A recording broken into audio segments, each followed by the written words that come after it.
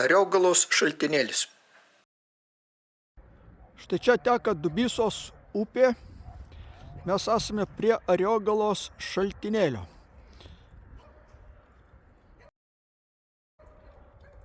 Yra Ariogalos šaltinėlis. Dešinėje pusėje yra Gedimino stulpai.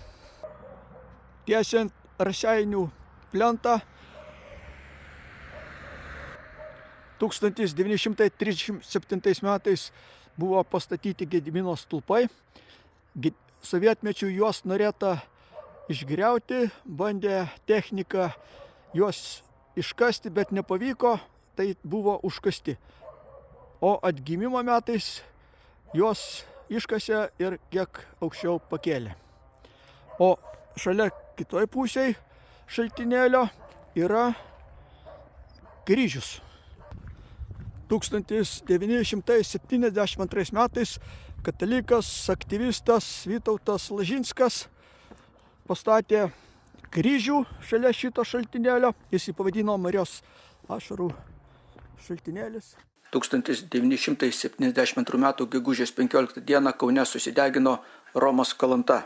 Ir laikas sovietų valdžiai buvo įtemptas, o kronikos 5 tome taip rašoma: už kryžiaus statymą psichiatrinė į Naujos Vilniaus psichoneurologinę ligoninę Vidaus reikalų ministerijos tardymo valdybos skyriaus viršininko Lauraičio 72 m. spalio 15 d. įsakymu atgabentas Vytautas Lažinskas. 72 m. Liepos 21 naktį jis prie Klaipėdos kelio už Ariogalos pastatė 5,5 m aukščio metalinį kryžių. Valdžios pareigūnai kitą dieną kryžių nugriovė, o kaltininkas buvo tardomas. Teismo psichiatrinė komisija vadovaujama Glauberzono nustatė, kad Lažinskas yra aiškios sąmonės, nukrypimų iš fizinės ir neurologinės pusės nėra, geros nuotaikos, tik atmintis kiek nusilpusi, intelektas atitinka išsilavinimą bei gyvenimo patyrimą. Teismo psichiatrinė komisija pripažino, kad Lažinskas sergąs paranojalinę psichopatiją, kadangi neprisipažįstas padaręs nusikaltimą ir įsipasakojęs kabutėse sistematizuotas religinio turinio kledėjimo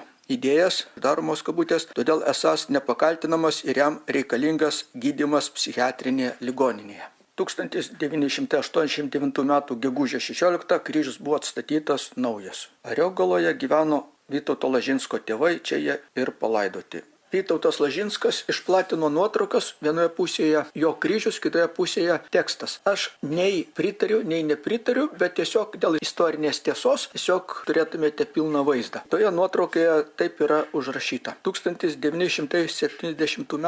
birželio 6 diena, 7:30 min. Guliu lovoje, savo namuose Kaune, Aušros gatvė 14, butas 1. Ir matau, kad aš randuosi Ariogaloje ant Dubysos upės kranto, ties šaltinėliu, prie Žemaičių plento. Matau, kad stovi aukštai kalne, pasisukęs Raseinių miesto link. Pasukęs galvą į kairę pusę dar aukštyn į kalną, pamačiau prieš mane stovinčius du šventuosius, aukštus, baltais į gelsumą ilgais drabužiais apsirengusius. Už jų toliau matau daug šventųjų visame kalne, ne vienoj vietoje, bet padrikai. Jie man nieko nesako, bet aš matau, kokiu tai būdu, kad jie yra šventieji ir matau, kad jie renka šventai atidaryti vietą. Aš visą tai matydamas ir suprasdamas pradėjau šventiem aiškinti tardamas. Jūs ieškote, renkate šventą vietą. Aš jiems pradėjau ranką rodyti, o ten žemiau prie plento yra šaltinėlis, kuris teka žiemą vasarą, niekuomet neužšąla. Žmonės labai myli šį šaltinėlį, beveik kiekvienas praeinantis ar parvažiuojantis juo pasinaudoja, o vykstančių šiuo plentu yra labai daug. Aš šventiesiems ir patariau, kad šis šaltinėlis geriausiai ir tinka šventai vietai padaryti. Man šventiesiems beaiškinant, aš pasijutau, kad aš nemiegu ir nustebęs garsiai sušukau, kaip čia yra, kad aš nemiegu. Bet žmona nuo surikimo pabudo ir sako, kas čia tau atsitiko. Ir tuo metu visas vaizdas dingo. Stovėdamas mačiau, kad visas šis kalnas apaugęs medžiais, krūmais, bet kur aš stovėjau, buvo aikštelė apie 400-500 kvadratinių metrų. Prie save mačiau dar antrą šaltinėlį. Pro šventuosius kalne mačiau 2-3 takus žmonių išmintus. Po 2 savaičių specialiai važiavau į tą vietą pasitikslinti, ar yra kas nors panašaus, ką sapne regėjime mačiau. Nuvažiavęs viską radau, tik neradau antro šaltinėlio.